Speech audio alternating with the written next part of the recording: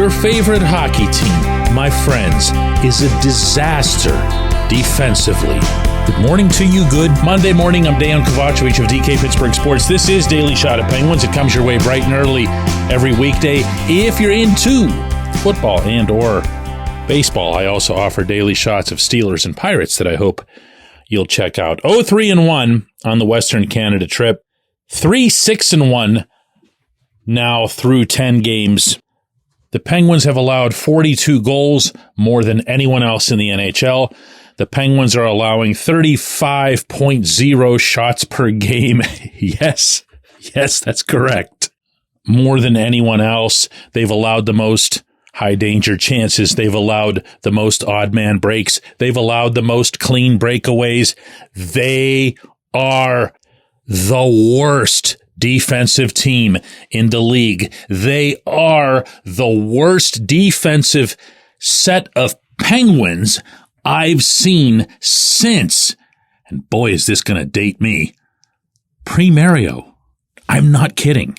Pre-Mario. And for any of you who do go that far back, I'm sorry, but that's actually an apt reference because that team couldn't hold any leads. That team couldn't fend off an opponent in the final minute of a period of a game. That team couldn't make anything happen in the back, whether it was something as simple as aligning with an opponent's rush as they get to your blue line, boxing out, clearing the front, blocking shots, and heaven help them if they had to actually move the puck up. They were even worse at that. And when I say they, I'm referring to the defensemen, the guys actually playing the defense position. With respect to some of those gentlemen, I'm not going to name the names, but the performance, the bar that's being set by this group is the same as that group in every way except one. And that's that this group has at least 3 guys out of the 6 or 7 who've been very, very good, sometimes great in their NHL careers. And that, sadly, is where this story has to start, because all 3 of Chris Letang, Erik Karlsson, and even Marcus Pettersson, the Penguins' most consistently dependable, reliable, all those types of adjectives, player last season, at any position, he hasn't been good either. Ryan Graves has been better than anyone could have anticipated, but he hasn't been anywhere near what would be needed to make up for the rest. And the other 2 regulars, just to be blunt here, don't look like they belong in the NHL. Jack St. Ivany, who, I don't know how much more highly I could have spoken of him late last season, other than when I did this training camp as well. Looked like he was poised and ready for everything. Then the regular season started, and he's been the polar opposite of that. His statistics, his advanced analytics are just brutal. They're the worst on the team of any player at any position. And yet somehow I still believe that Matt Grzelcyk's been worse. I don't care what his statistics or advanced analytics are. I'm going to repeat here what I've been saying since mid-September, even through training camp drills, never mind preseason games and 10 real games. I have no idea what positive impact this player brings to the Pittsburgh roster. This episode is brought to you by Bet Online, your number one source for all your summer sports needs this season, from Major League Baseball, golf, NHL, NBA playoffs. Get the latest odds and lines, including all team matchups, player props, odds on just about everything that's out there. Head to the website today or use your mobile device to get in on the action. Bet Online, where the game starts. Now, if it sounds to you like maybe I'm picking too much on the defenseman and you noticed that this person or this person at forward might have committed some defensive negligence along the trip, you're completely right. You're completely right. But I'm going to take you back through The 3 goals that the Canucks scored in 1 minute and 5 seconds in the second period the other night when the Penguins were otherwise doing a lot of really good things. Most of those up front. First goal, behind the Pittsburgh net, Connor Garland is given way too much space, first by Grzelcyk, then by Letang. He finds Elias Pettersson wide open in the left dot. I mean, obscenely open. For someone who can finish the way Pettersson can, it's just criminal that happened. Initially, Sidney Crosby skated away from him. Ricard Raquel was too late to get there, but none of it should have happened.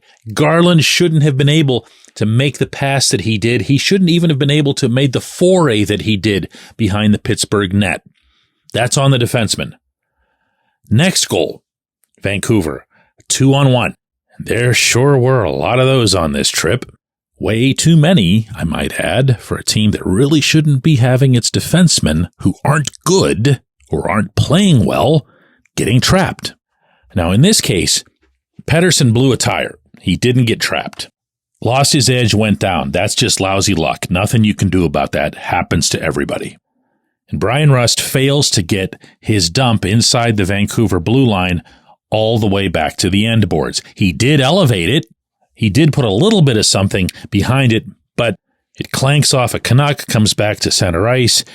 Teddy Blucher skates up with it, and Teddy passes into the middle to Kiefer Sherwood, and there it is. You just say lousy luck. Oh, well, what can you do? Well, Letang was the guy back, and Letang's been playing hockey for a long time, and ever since he first laced up the skates, I'm positive that he was taught that in that situation, you want to take away either the shooter or the passer. Letang did neither. He didn't approach Teddy to take away his shot, certainly not in any effective way, and he most definitely didn't take away or gesture in any capacity toward taking away the pass. And Sherwood was able to fire into the open net. Me, I'm taking my chances with Teddy in the right dot. I would let Alex Nedeljkovic see that shot. But what you can't do is neither. And speaking of 2-on-1s and how you can't do neither, on the next one, another old friend, Daniel Sprong, brings the puck up the rink. Sprong has a lot of shortcomings to his game, but speed and skill aren't among them.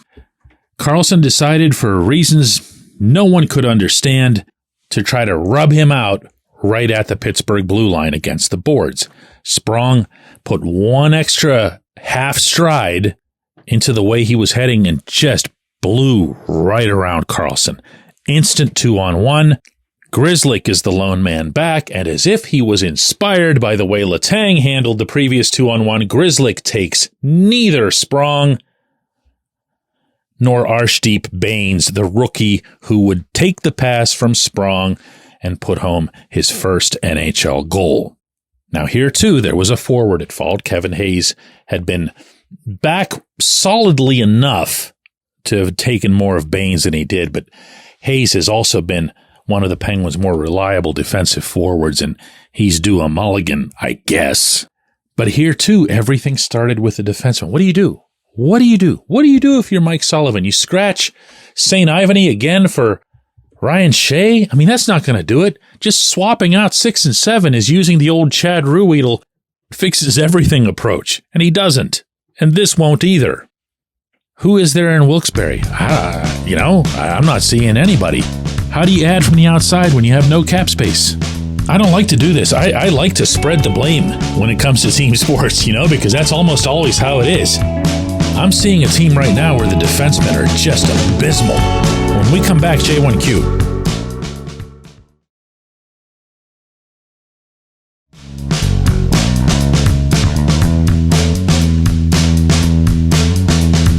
Today's J1Q comes from Derek, who says, DK, at the risk of sounding reactionary, is it too much to say that the Penguins are a good 6 to 10 years away from being legitimate Stanley Cup contenders? Again, that thought's been in the back of my head for a year or so now, and games like these in Western Canada only seem to solidify my opinion. What say you?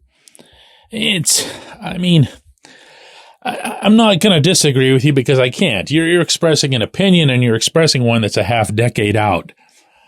I'm looking at this season as something, more hopeful than completely over. It's been 10 games. 3-6-1 is their record. And if you want to be that optimistic type, you'll remind yourself, and actually you're going to be right about this, that every team in the NHL, whether it's the Panthers or Rangers or, the still undefeated Jets or whoever you happen to think are the best teams in the league, they're all going to go 3-6-1 or something like that in some 10-game slice over the course of the season. They just are. They just are. The team that lifts the cup is going to have a stretch this bad you can take it to the bank. And it's also true that all of us, myself included, not just inflate, we hyperinflate the start to any season in any sport. Human nature. It's the only thing you've seen to date. So in Pittsburgh, everything's a disaster. In Winnipeg, they're already setting up the stage at Portage in Maine. And that's why, especially early in a hockey season, I'll focus a lot less on results or outcomes than I will on how the team is actually playing. And that's my concern. It's not 3-6-1. It's those numbers I read to you at the beginning of today's episode. This is the worst defensive team in the NHL, and I'm going to repeat this one too, the worst I've seen since before Mario Lemieux was drafted. And that should be scary. That should be scary to everyone who follows the team, but it should really, really be scary to those who lead the team. And, I'm going to be honest with you here. I don't know that it is. I don't know that it is. Is anyone anywhere expecting that at practice today, and that's at noon in Cranberry, that you're going to see some big shakeup or a new player? How about dramatic modifications to the system? You expecting that? How about accountability for some of those high-priced, high-pedigree, high-achievement defensemen? You're not expecting that, are you? See, that's why I feel almost like man, we need a modern term for broken record, don't we? Because broken record doesn't even make sense to anybody who's like, I don't know, under 50 or something. Well, let's just say I feel like I say the same thing a lot in mentioning accountability, but accountability is really the root of what the Penguins need to succeed this season. We talk about it a lot at the player level, but that accountability also has to apply to Kyle Dubas. He has to recognize that he grossly overpaid for Ryan Graves. He's the one who signed Matt Grzelcyk, and he's also the one that jammed the Penguins up against the cap. Well, how do you get out of that? What do you do? That's on him.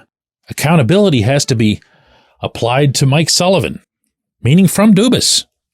Dubas is beyond being within his rights to watch these games from above and say, hey, Mike, this pinching thing, it's not really helping us much, man. What else can we do here? What are our other concepts? Do we have other concepts? And while I'm at it, this will be the least popular subject I could broach on this program, but you've got a captain who's acknowledged universally as one of hockey's all-time great leaders. Just over the weekend in Edmonton, Connor McDavid completely dismissed an Edmonton reporter's question about who should be Canada's captain in international competition. She said, Sid, it's not even a question. Okay, well, Sid, walk across that room. Because there's Letang, there's Carlson. They're not helping right now. And at times, it's clear that they're not helping because they've either lost focus or will or whatever it is. But all of this comes under that subhead of accountability. I appreciate the question. I appreciate everybody listening to Daily Shot of Penguins. We're going to do another one of these tomorrow when Marc-Andre Fleury visits Pittsburgh for the final time.